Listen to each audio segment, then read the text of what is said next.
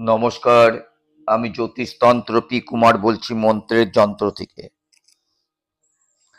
আজ আমি যা নিয়ে আলোচনা করছি এটা সম্পূর্ণ হাতের রেখা এবং আপনার ভাগ্য।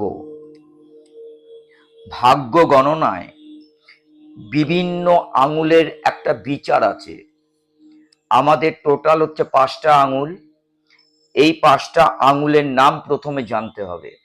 আর আমি মন্ত্রের যন্ত্রতে আমি এই সুন্দর যে প্রোগ্রামটা আপনাদের কাছে উপস্থাপনা করলাম, এই প্রোগ্রামটা যদি নিয়মিতভাবে দেখতে পারেন তাহলে কিন্তু বা শুনতে পারেন তাহলে কিন্তু আপনার জীবনে আপনি জানতে পারবেন যে আপনার জীবনের গতি কিভাবে চলছে।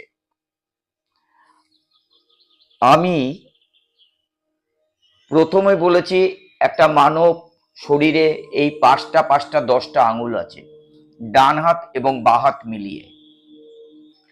তাই মেয়েদের ক্ষেত্রে কিন্তু বাঁ হাত প্রযোজ্য, আর পুরুষের ক্ষেত্রে কিন্তু ডান হাত প্রযোজ্য। তাই এই যে হাতে যে আঙুলটা আছে এটা টোটাল 5টা আঙুল আছে। এই 5টা আঙুলের মধ্যে 5টা আঙুলের ভিন্ন ভিন্ন নাম আছে। যেমন হচ্ছে কনিষ্ঠা আঙুল, অনামিকা আঙুল, মধ্যমা আঙুল, তর্জনী আঙুল এবং বৃদ্ধা আঙুল। এই প্রত্যেকটা আঙুলের কিন্তু আমাদের জীবনে নানান রকম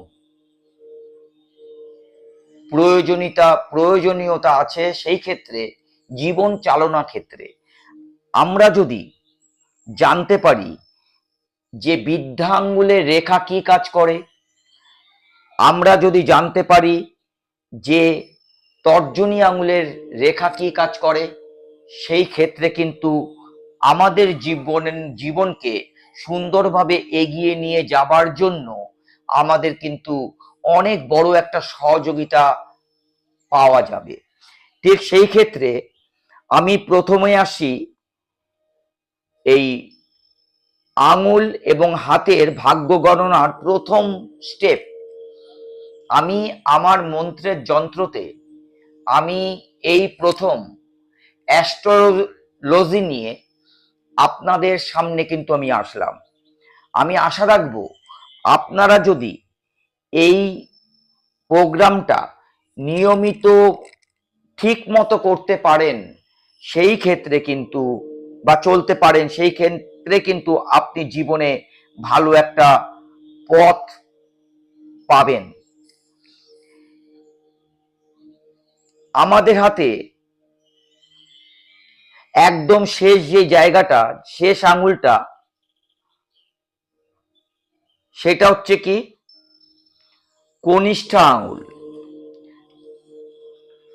কনিষ্ঠা আঙুলের পর কি আঙুল?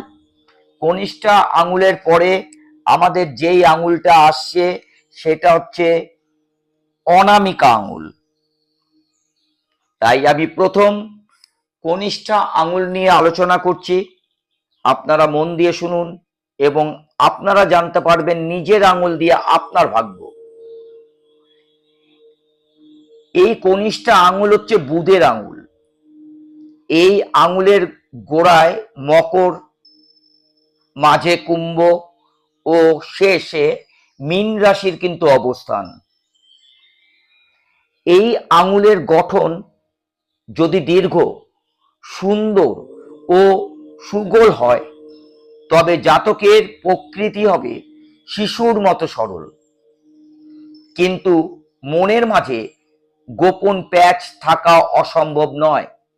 আপনি আপনার কনিষ্ঠা আঙুল বিচার করে নিন আমার এই কথাগুলোতে।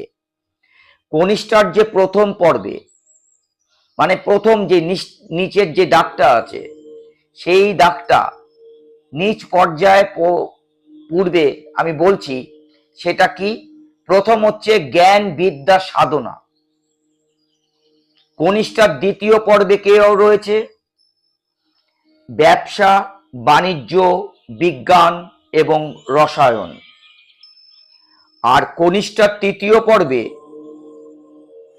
রয়েছে প্রেম, ভালোবাসা, মায়া, মমতা ও রাজনীতি।